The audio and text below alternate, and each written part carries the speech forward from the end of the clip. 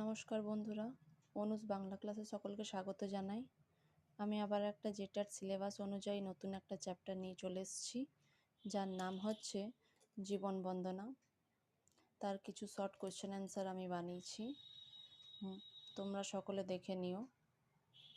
এর যদি full video তোমাদের যদি দরকার হয় বা যদি লাগে আমাকে জানিও, আমি তোমাদের জন্য ফুল ভিডিও খুব শীঘ্রই নিয়ে আসবো।